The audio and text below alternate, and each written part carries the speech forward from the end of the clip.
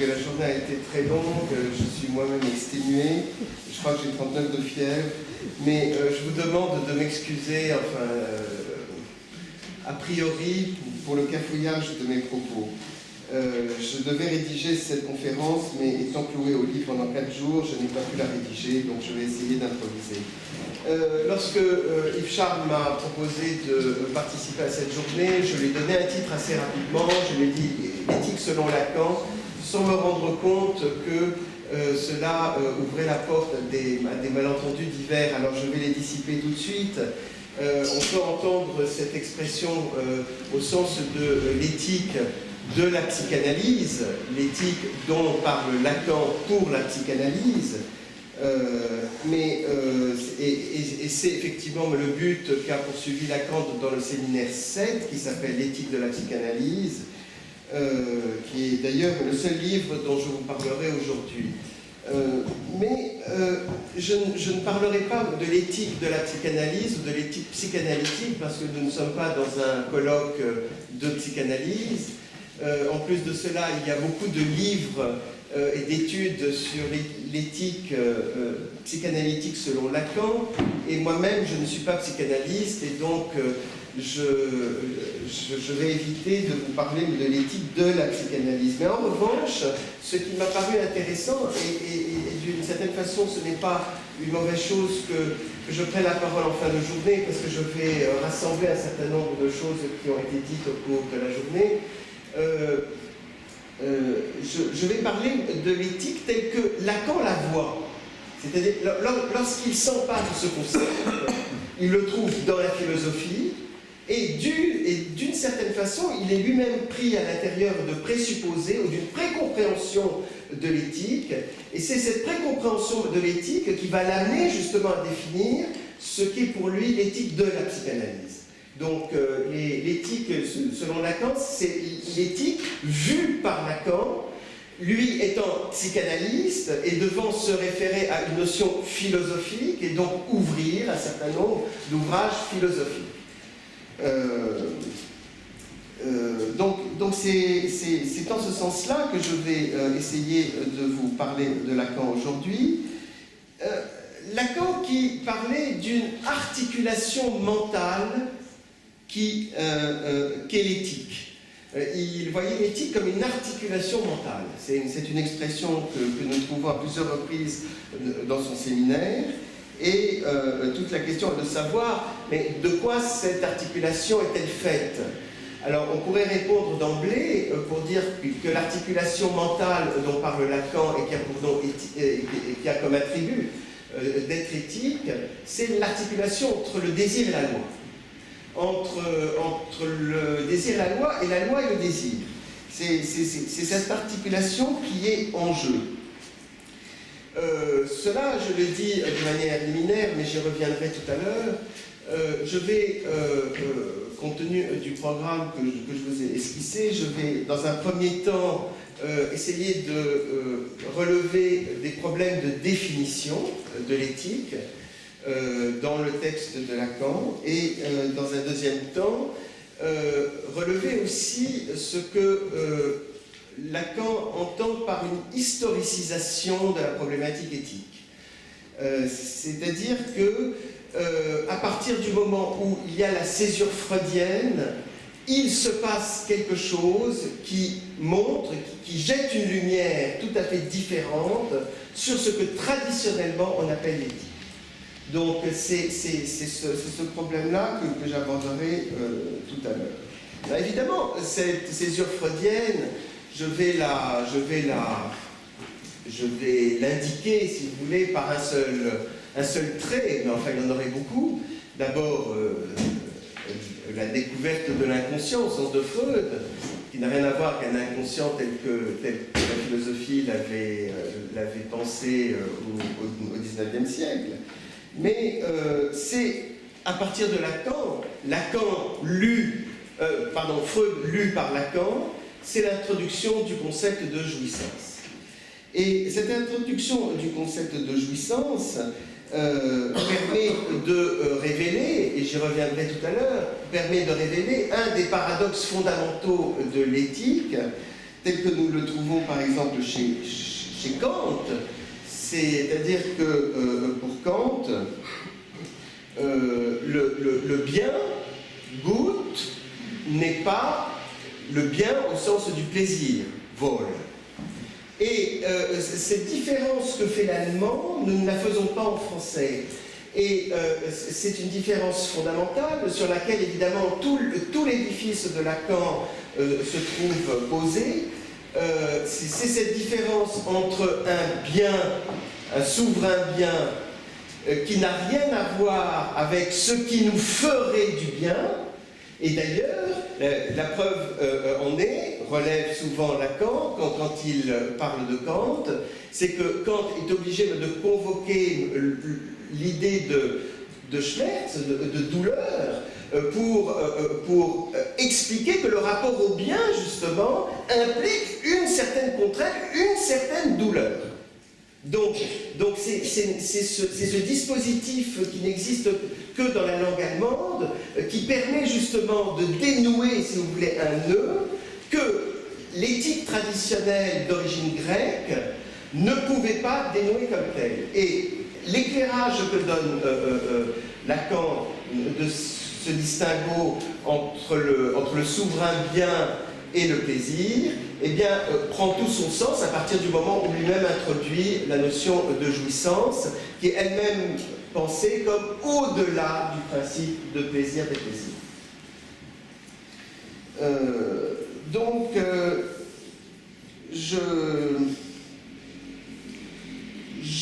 Je parlerai donc du mystère de l'éthique tel que le découvre Lacan, selon d'abord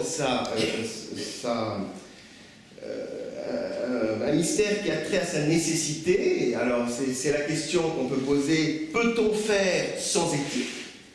Est-ce que c'est possible de faire sans éthique? Et c'est un mystère aussi qui a trait à sa possibilité.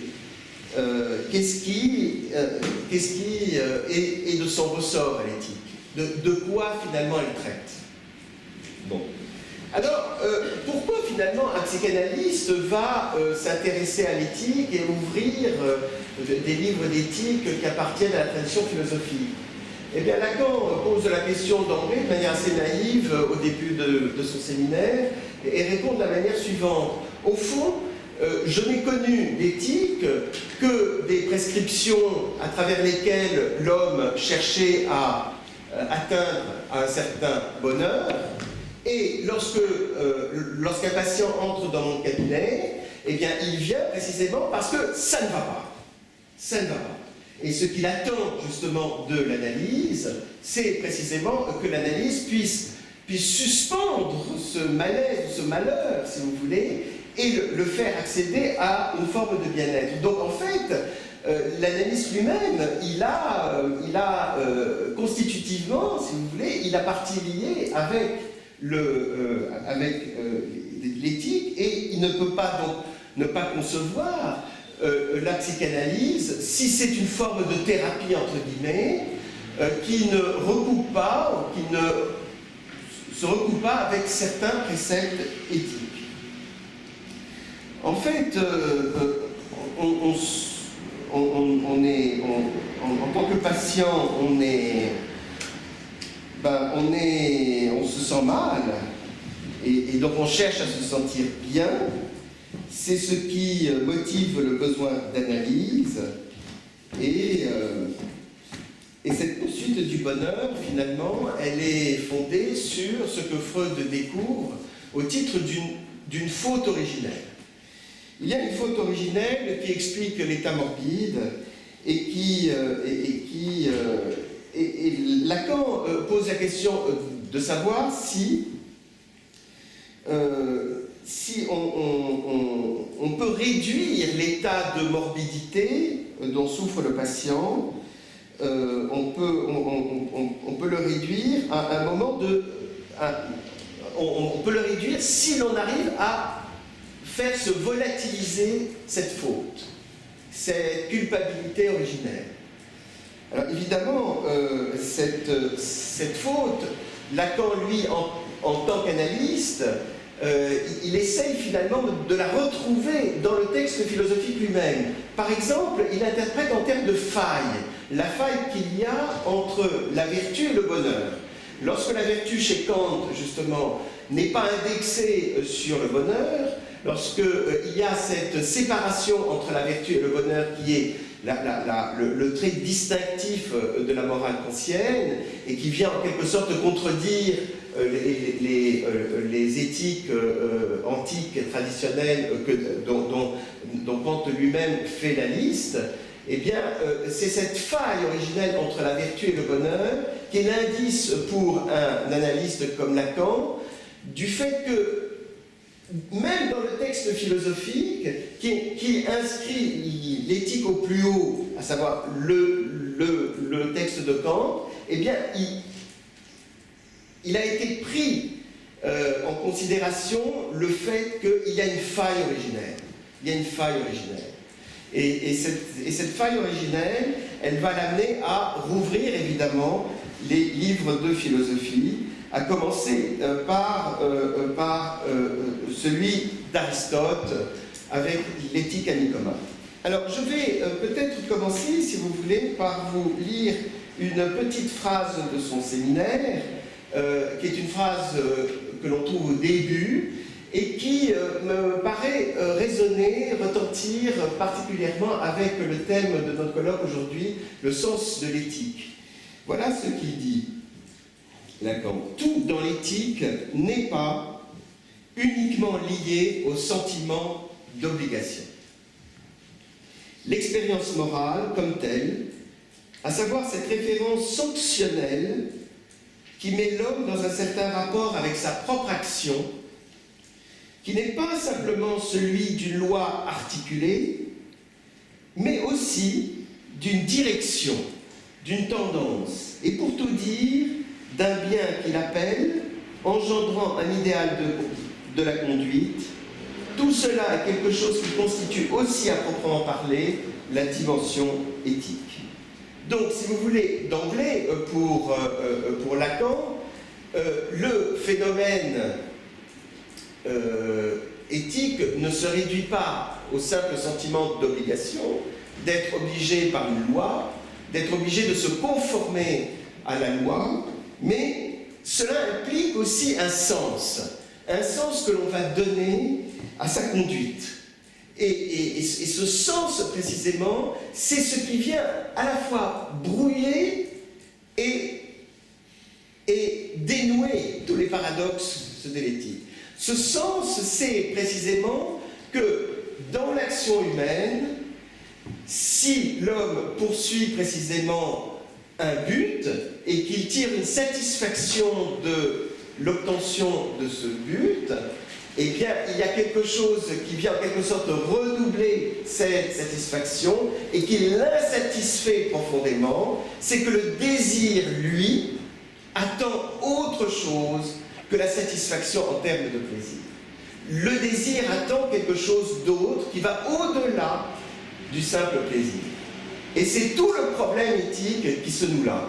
S'il y a désir, eh bien précisément on a affaire à quelque chose dont les éthiques traditionnelles qui ne parlent que de plaisir et de déplaisir n'ont absolument pas vu, mais qu'ils ont en quelque sorte indiqué avec une notion de souverain bien, c'est-à-dire une sorte de bien absolu, dernier, mais justement qu'ils ont immédiatement rabattu en termes de plaisir et que la problématique freudienne permet de penser en termes de jouissance. Alors,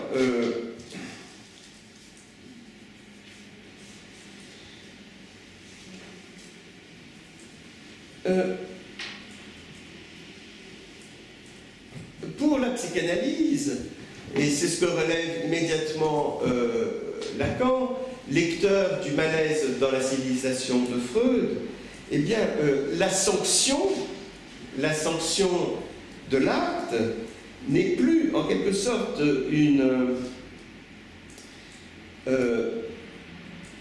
une conséquence du défaut de devoir, c'est en quelque sorte un attrait de la faute qui fait qu'on recherche la sanction. On cherche en quelque sorte à transgresser le principe de plaisir.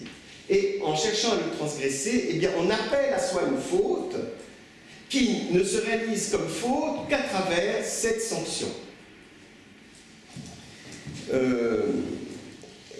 L'action, lorsque Lacan parle d'éthique, Lacan note que justement il y a l'éthique répond à la question que faire, mais que justement elle a cette particularité. Voilà, il dit l'éthique en somme, il faut toujours repartir des définitions, consiste essentiellement comme éthique en un jugement sur notre action. À ceci près qu'elle n'a de portée que pour autant que cette action impliquée en elle comporte jugement. C'est-à-dire qu'il y a à la fois le jugement qu'on peut porter sur son action, qui est un des contenus de la morale. On va juger l'action qu'on a faite en termes de conformité à la loi, conformité à des règles de bienfaisance, conformité à des codes et à des normes morales. Mais il y a aussi le fait que l'action elle-même est un jugement. L'action elle-même juge. Elle juge, c'est-à-dire elle prend parti, elle prend position. Elle tranche par rapport à quoi? Par rapport précisément au désir. C'est déjà une décision, agir est déjà une décision que le désir prend quant à lui-même.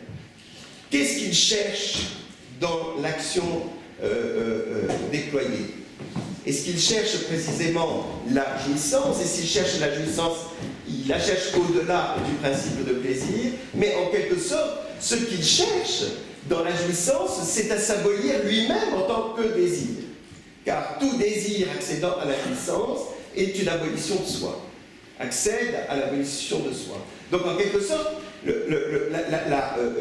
la question de la psychanalyse, c'est celle-là. C'est quel type de jugement comporte l'action elle-même, à l'intérieur d'elle-même. Quelle partie l'action prend quant à la réalisation ou non du désir lui-même.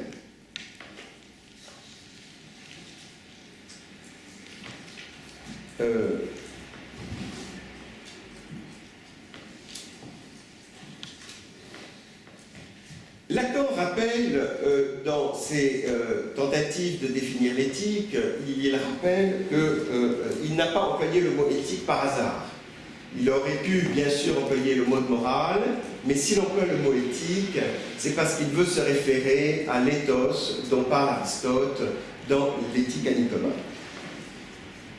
Alors, comme l'a rappelé Yves Charles ce matin, en fait, Lacan, de manière assez juste d'ailleurs, expose le contenu de l'éthique à Nicomaque.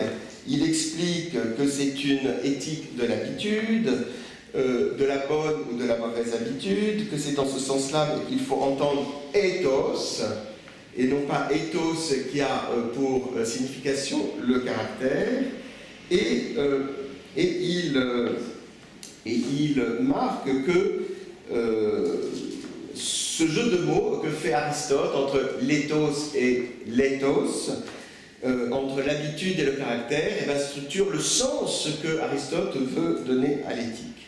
Bon. L'éthique, selon Aristote, dit Lacan, c'est une science du caractère.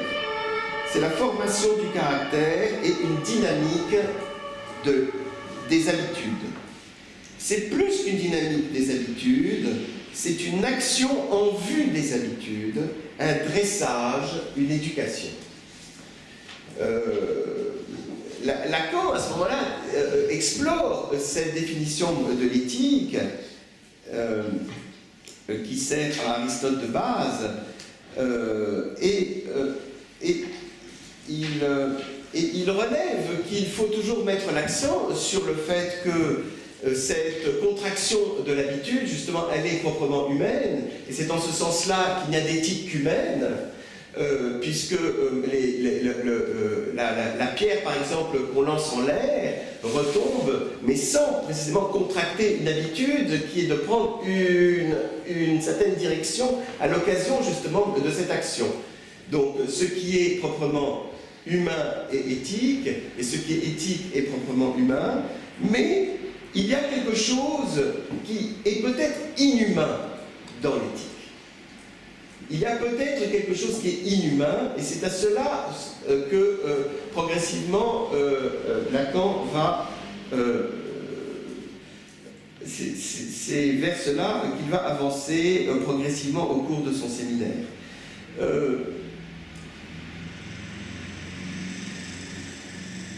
Lacan relève que le plaisir, tel qu'en parle Aristote, par exemple, remplit une fonction dans l'économie mentale de l'éthique depuis toujours.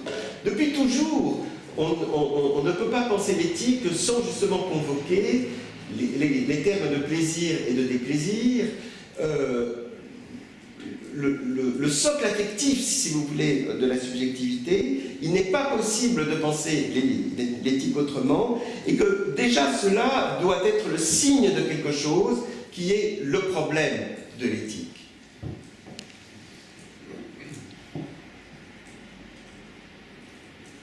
Freud, lui, rejoignait Aristote et toute la tradition de la morale en pensant que l'homme cherche, telle est sa fin, tel est son télos, le bonheur. Et Lacan, qui relève ces formulations de Freud, dit que le bonheur, justement, c'est tout à fait particulier parce que ça se rencontre. Ça se rencontre, le bonheur. Il relève le lien entre le bonheur et la tuquée, entre une certaine forme de chance, si vous voulez. On tombe dessus, et c'est pour cela que chez les Grecs, par exemple, on indexait ce bonheur sur la présence d'une divinité favorable, tutélaire,